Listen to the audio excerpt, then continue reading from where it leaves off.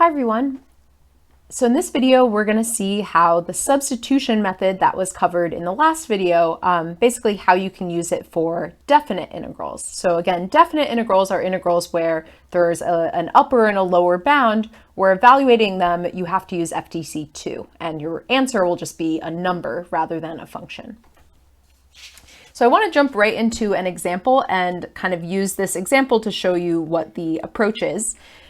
So let's look at the example of the integral from 0 to pi over 2 of the square root of sine of x times cosine of x dx.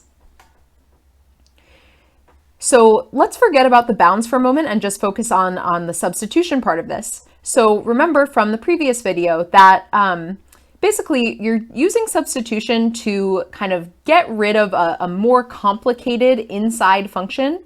And then another kind of hint that substitution is the appropriate method to use is if you can see the derivative of that inside function also within your function. And so in this case, sine of x, the derivative of sine of x is cosine of x. And so that kind of tells us that maybe that cosine of x came out from a chain rule. And in order to kind of uncover exactly how that came about, that's where substitution comes in. So I'm just going to rewrite this. I just like to color code it to really emphasize, what are the things that we need to kind of like get rid of. We need to basically change everything from being in terms of x to being in terms of u, and we'll see how that comes into play with the bounds as well. So we need to get rid of this magenta sine of x, because that's in terms of x. We need to get rid of this dx. The cosine of x, that's going to be taken care of by the substitution. So let's start with that, and then we'll come back to these bounds. So we're going to let u equal sine of x. And then if we take the derivative, so I'm going to, in the last video, every time I wrote du dx is equal to, and then from there, but this time, just to kind of save time, I'm just going to jump straight to what it looks like after you multiply both sides by dx, right? So if you have du dx is equal to sine of x, that's the same as just saying du is equal to sine of x times dx.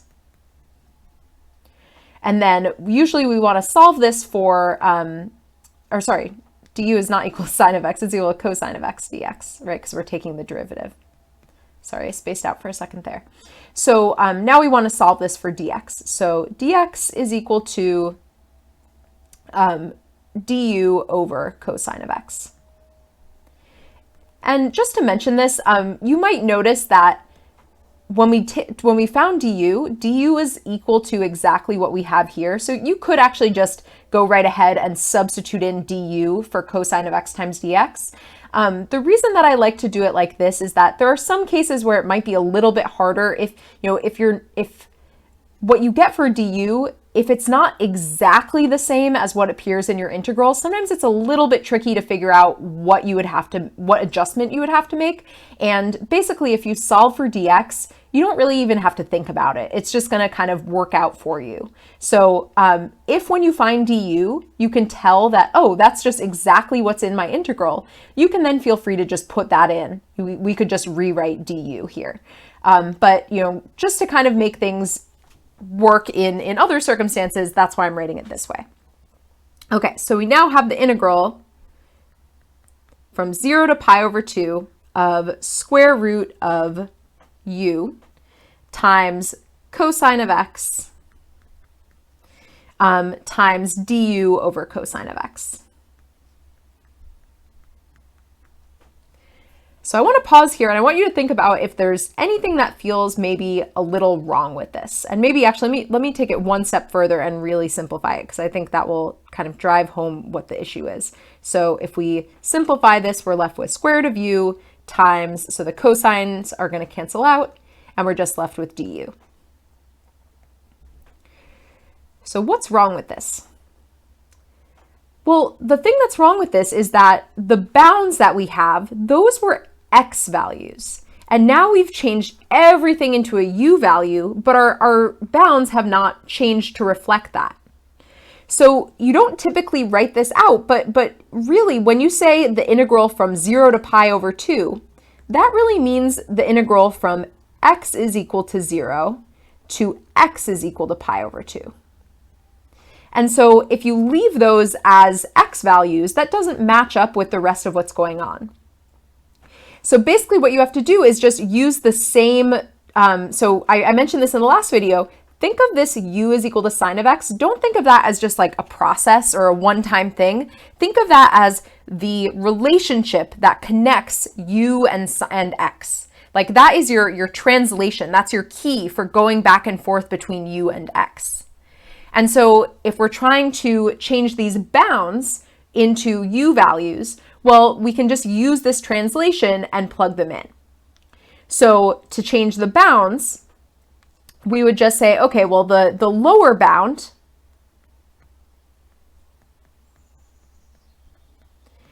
you would say, so we know that u is equal to sine of x, so we would say u is equal to sine of, so the original lower bound was 0, right? So what is sine of 0? That's 0. So it turns out that that bound actually stays the same. So the new bound is u is equal to 0. And you don't have to write u is equal to, I'm just kind of doing that to emphasize that we've really made a change here. And then what was the upper bound? Well, in this case, we would be doing u is equal to sine of pi over 2. So what is sine of pi over 2? That's equal to 1. And so our new bounds go from 0 to 1. And so we can rewrite those here. So now we can just integrate this normally, and we can forget, again, like I mentioned this in the last video, but in this case, it's actually going to be even more true. You can like completely forget about the original function at this point. We're actually never even going to plug back in sine of x for u. Never. We're just going to, now that we just have this integral, we're just going to evaluate this. We're going to get a number as our answer, and that's it. We're going to be done. So if we evaluate this integral, so that's u to the 1/2. So the antiderivative is going to have a new exponent of 3/2. And then we have to make the coefficient be the reciprocal of that. So we have 2/3 times u to the 3/2. And then we evaluate that at 1 and at 0. So when we plug in 1, we get 2/3 because 1 to the 3/2 is just 1. And then the second part is just going to be 0. And so we're left with 2/3. And so you never have to worry about that sine of x part. You don't have to plug that back in or anything. Because you changed your bounds, you're essentially just translating this integral into a completely new integral. And once you get your answer as a number, that's it, you're done. So I want to show you kind of graphically what's going on here, because I think it's kind of interesting. So let me pull up a graph in Desmos. So just to remind you, so our original function here, right, was the square root of sine of x times cosine of x. And then once we did our substitution, our new integral was just square root of u. So the original function I have graphed here, this is the function square root of sine of x times cosine of x. And so we were evaluating the integral from 0 to pi over 2. So that means that we were finding this area in red. And so it turns out, after we did the integral, that this area in red is 2/3 of a unit. So what I think is really interesting is that now we translated this into a new integral, and in that integral, we used a different variable, right? We used u, but in order to graph it in Desmos and kind of have all the features I wanted to use, I had to write it in terms of x. But it doesn't really matter, right? Because when you have a function, you could use whatever variable you want. So the integral said square root of u, but I could rewrite it as square root of x. That doesn't really matter in terms of looking at what the graph looks like. So the new function we integrated was the square root of u, and we integrated that one from 0 to 1. And so that is that area in green. And so basically what happens to be true here that I think is kind of interesting is that even though they're totally different shapes, so here's the area in red, here's the area in green, they're totally different shapes from each other. They have different heights, they have different widths, they're different shapes, but they have the same area, right? Because we integrated, we started with the integral of the red function, But we did all these legitimate steps, and that led us to the integral of the green function. And even though our bounds changed, even though our function changed, our answer is still consistent with what the answer would have been for the original integral. So that's kind of one way to think about what's going on with these integrals with substitution, is that for definite integrals, you're changing the function, you're changing the bounds. In many cases, we'll see, there might be some cases where the bounds happen to be the same, but usually you're changing the bounds, and somehow the area just works out to be the same as it was with your original function. Okay, so I want to show you one other way that you could actually do this. So this is my preferred method, and this is the method I would recommend that you use, just because I think that you're less likely to make mistakes this way. So this was the method where you basically change the bounds. The other method that you can use if you want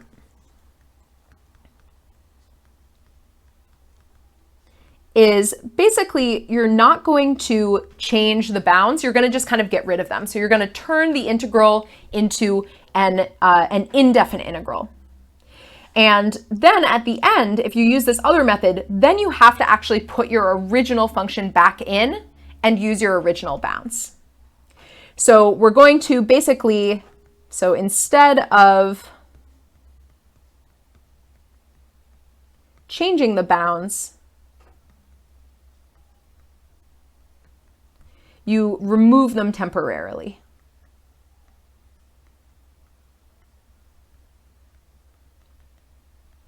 So basically everything would have gone pretty much like the above example, so I'm not going to write out every step, but basically we would have the integral of the square root of sine of x times cosine of x dx.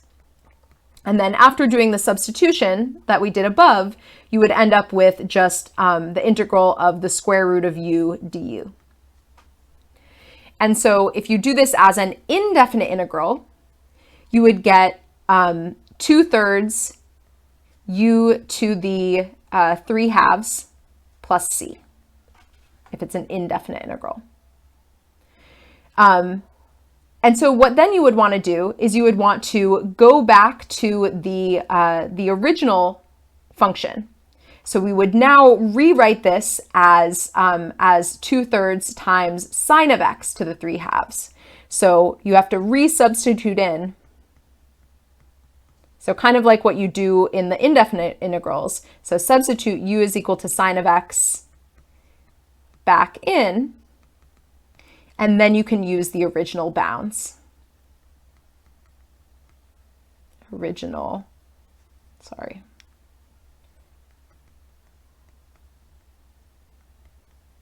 So you would rewrite this as 2/3 times sine of x to the 3/2.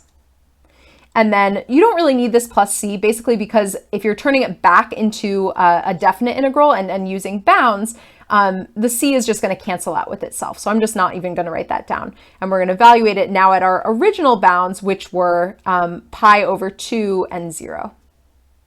And so you would get 2/3 times sine of pi over 2 to the 3/2 minus 2/3 times sine of 0 to the 3/2.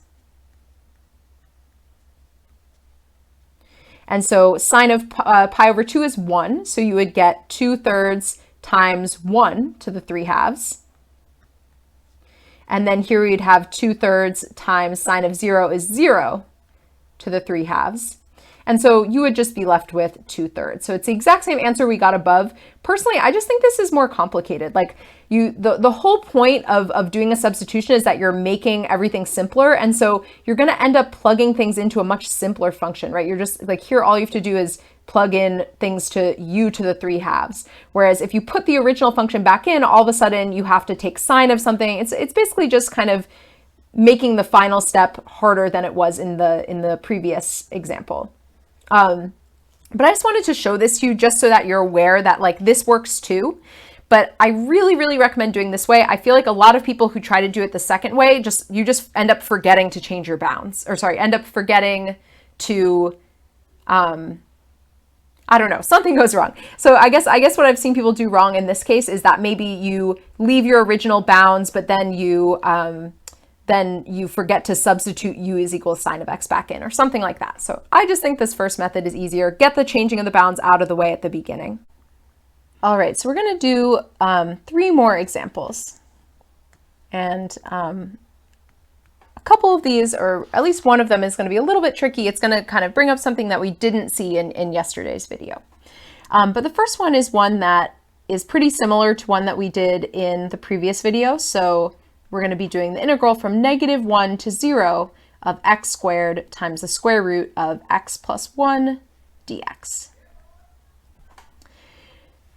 So we saw an example fairly similar to this before, and basically this is one of those u substitutions that it's not quite like the other ones. It might not kind of jump out to you as, oh, I see the derivative of this function also in my function. It's not really one of those.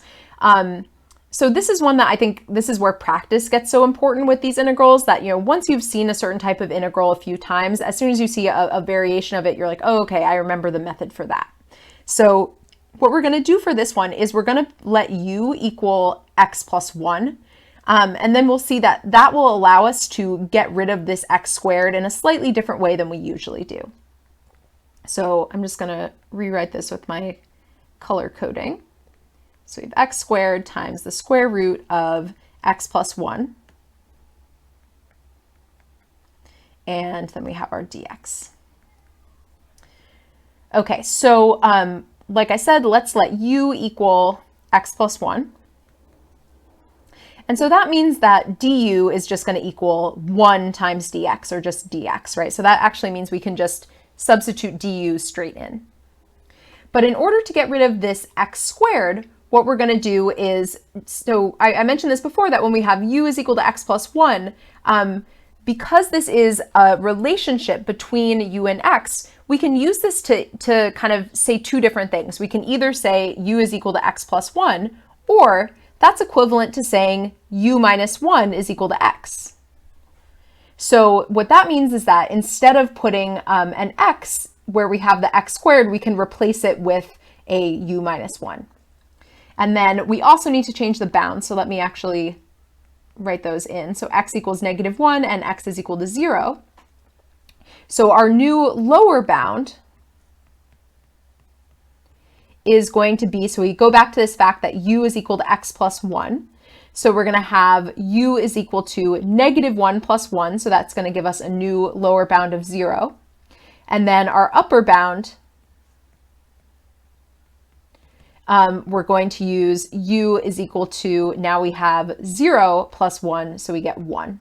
So our integral is now going to be the integral from 0 to 1 instead of from -1 to 0.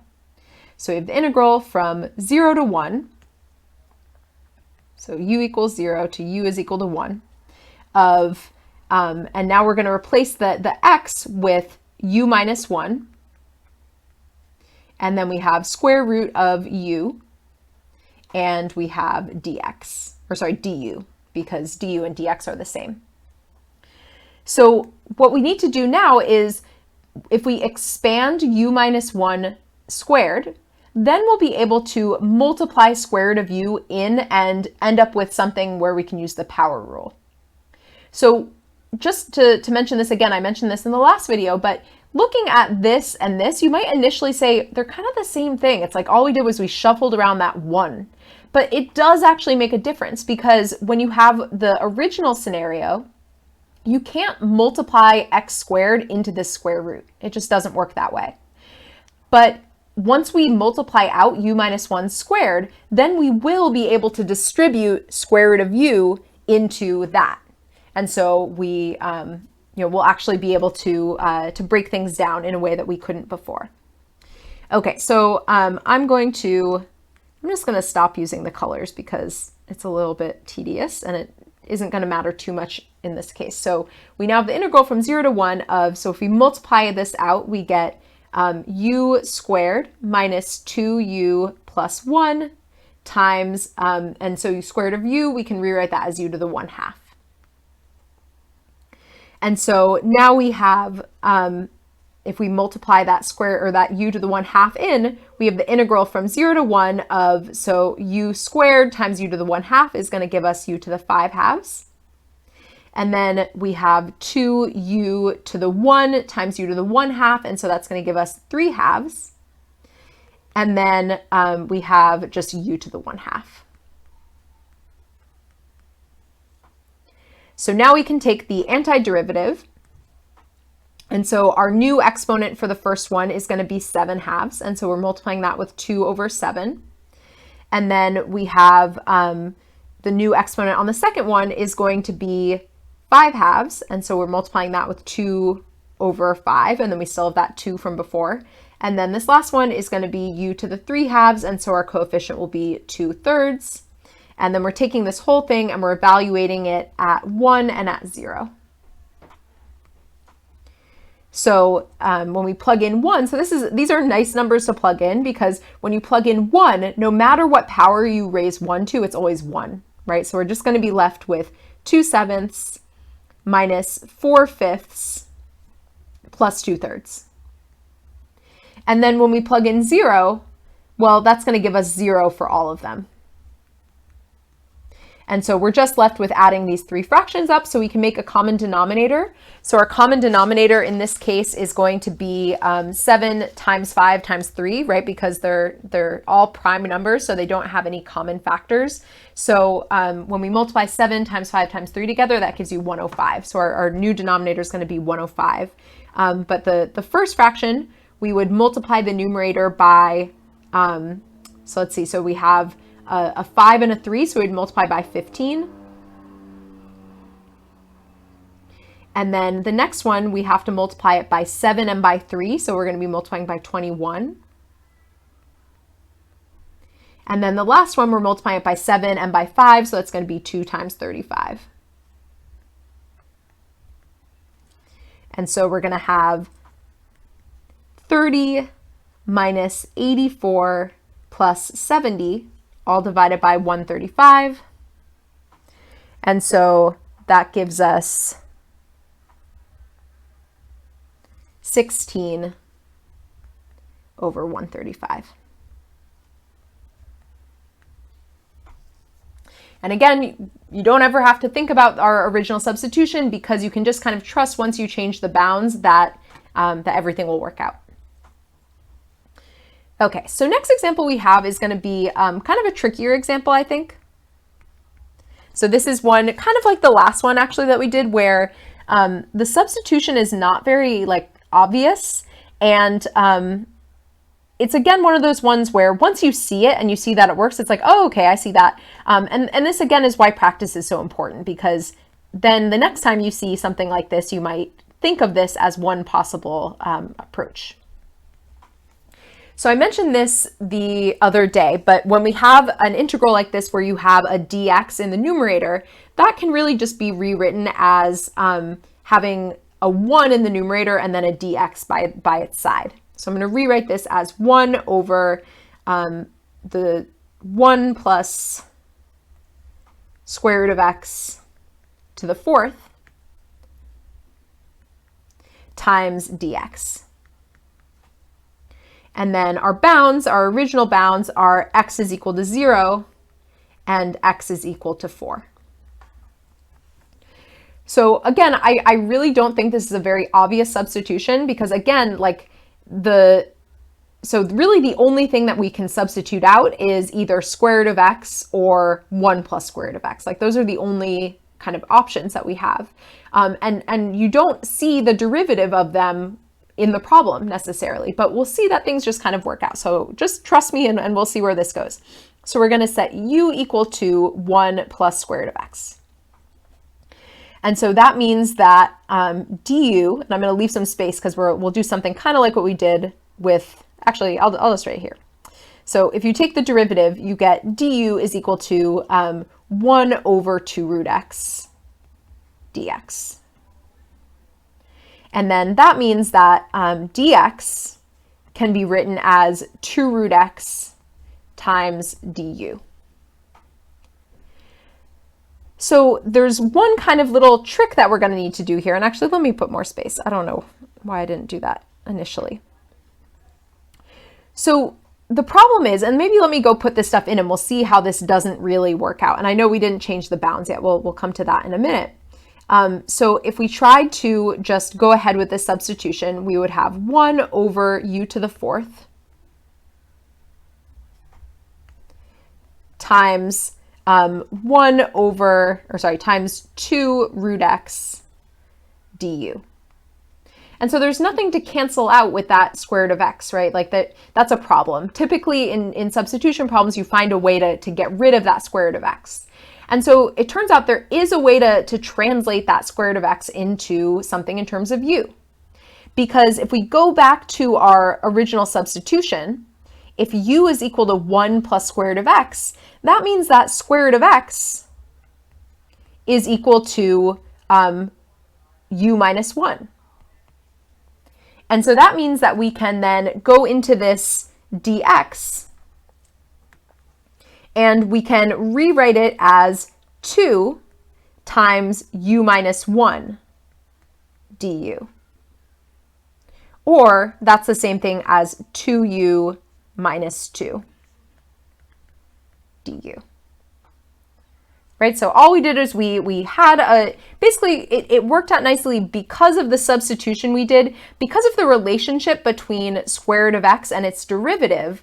That's what allowed us to, once we had our derivative, kind of rewrite it in terms of u. So what we're going to do now, and actually let's change the bounds and then we'll go and put this in. So the bounds are going to be, so we know that u is equal to 1 plus x, square root of x. So that means that our lower bound is going to be u is equal to 1 plus square root of 0. So that's just going to be 1. And then our upper bound is going to be u is equal to 1 plus square root of 4. And so that's going to be equal to 3. And so our new bounds are going to be u is equal to 1 and u is equal to 3. Okay, so let's rewrite this now with the new substitution we have for the square root of x. So this is now going to be the integral from 1 to 3 of 1 over u to the 4th times 2 times, I guess we simplified this, so we can rewrite this as 2u minus 2 du. Okay, so let's now simplify this, this fraction that we have. So I'm going to rewrite this as the integral from 1 to 3 of 2u minus 2 over u to the 4th. So initially looking at this, you might think this still looks kind of complicated, right? Like it doesn't necessarily look any simpler than what we started with. But the difference is that in our original fraction, the denominator had multiple terms in it, right? So we had just 1, but that 1 was divided by a more complicated denominator. Whereas now we changed it so that the denominator only has 1 term.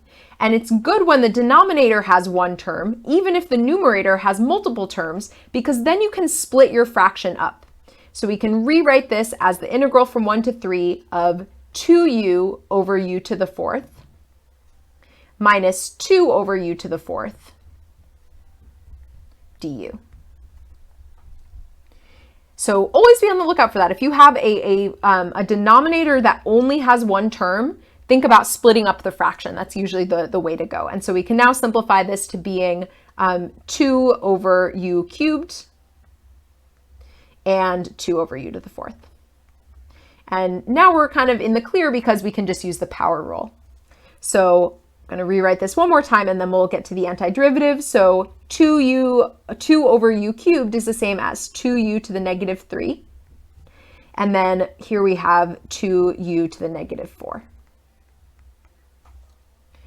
Okay, so what is our antiderivative in this case? Well, we have our new exponent for this first part is going to be negative 2, right? Because we have negative 3, we want to add 1 to that and get negative 2. And then we have to multiply that by the reciprocal, so that's negative 1/2. And then for this next part, we have the new exponent is going to be negative 3. and we need to multiply that by the reciprocal of -3, which is -1/3. And we're going to take this and we're going to evaluate it at 3 and at 1. So let me clean this up a little bit. So this one simplifies to just being -u to the -2. And this next one simplifies to being plus 2/3 u to the -3. And we're going to evaluate that at 3 and at 1. Okay, so if we plug in 3, we're going to get -3 to the -2 plus 2/3 times 3 to the -3. And if we plug in 1, so anytime you do 1 to any power, you just get 1. So this is just going to be -1 plus 2/3. We don't have to worry about what's going on with the exponents. And so -3 to the -2 is -1 over 3 squared, or -1 over 9. And then here we're going to have 2/3 times 1 over 27, right? Because 3 to the -3 would be 1 over 3 cubed. And then here we have plus 1, and then we have minus 2/3. So now we just need to do some fraction work, and then we'll be good.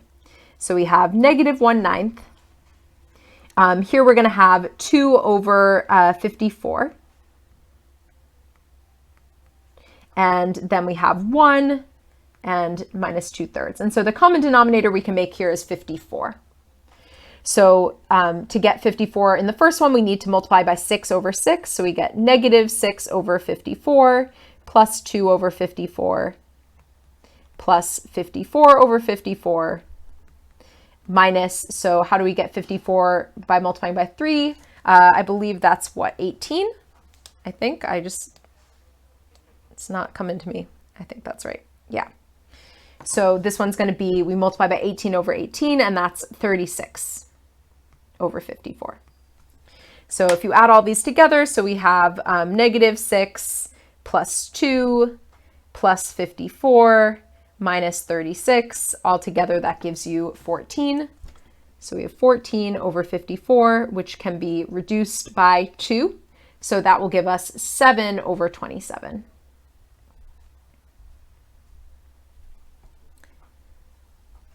All right, we're going to do one last example. I'm going to switch up colors, even though I've been trying to be thematic with my colors. I feel like it's getting a little monotonous. So the last example I want to do is the integral from -1 to 0 of e to the inverse tangent of x divided by 1 plus x squared dx. So this one is going to be one of the kind of more typical u substitutions, although maybe it's a little trickier to see. But you, again, when you're looking for a substitution problem, you should be looking for, is there something that if I were to do a substitution with that, its derivative also appears in this integral? And in this case, we see that we have inverse tangent. And what's the derivative of inverse tangent? It's 1 over 1 plus x squared. So that substitution is basically going to work like pretty directly. So I'm going to rewrite this. So our bounds are x is equal to -1 and x is equal to 0. And then we're going to have e to the inverse tangent of x over 1 plus x squared. And then we have dx. And I messed up my colors. Okay. So we're going to let u equal to inverse tangent of x. And so that means that du is going to equal to 1 over 1 plus x squared times dx. And so this is an example of one where you can actually just kind of see that's like already in our problem. But again, if you want to really do something that you just know for sure is going to work out, if you solve this for dx, that will always get you to the correct answer. So if we solve this for dx, we'll find that dx is equal to 1 plus x squared times du. And then for the bounds, we have our lower bound is going to be u is equal to inverse tangent of -1. So how do you find inverse tangent of -1? So one thing I would just really like everyone in this class to understand, we're not going to go like super deep into trigonometry or inverse trigonometry, but I want you to understand what inverse tangent of -1 means. So inverse trigonometry is asking you to find an angle, right? It's asking you to work backwards. So this is specifically asking us, what is the angle so that when we take tangent of it, we get -1? And then there's one kind of extra fact that you need to know, which is that when you're doing inverse tangent, you're always looking for angles that are between -π/2 and π/2. So what is an angle that gives you tangents equal to -1? It would be this angle down here, and we would want to measure that as -π/4. Because that is the point where the x-coordinate is positive square root of 2/2, and the y-coordinate is negative square root of 2/2. So inverse tangent of -1 is -π/4. And then the upper bound is u is equal to inverse tangent of 0. So that's now asking us to find an angle between -π/2 and π/2. So we're always looking in this part of the unit circle. So that tangent of that angle is 0. And so the answer for that one would be an angle of 0, because when you're at an angle of 0, the y-coordinate or the x-coordinate is equal to 1, the y-coordinate is equal to 0. So if you do sine over cosine, you get 0. Okay, so we're ready to finish this one off. So this is now going to become the integral from u is equal to -π/4 to u is equal to 0 of e to the u over 1 plus x squared. And then we replace the dx with 1 plus x squared du. And then we can get rid of the 1 plus x squareds, and we're left with the integral from -π/4 to 0 of just e to the u du. So now we have our antiderivative is just e to the u, and we want to evaluate this at 0 and at -π/4. So that's just going to be e to the 0 minus e to the -π/4, and e to the 0 is 1, so we just get 1 minus e to the -π/4. And that's it. All right, so that's it for this video. And then in the next video, we're going to be getting into some applications of integrals. So we're going to start to see some of the different ways that integrals can be used to calculate areas and volumes. So those are our next two major topics.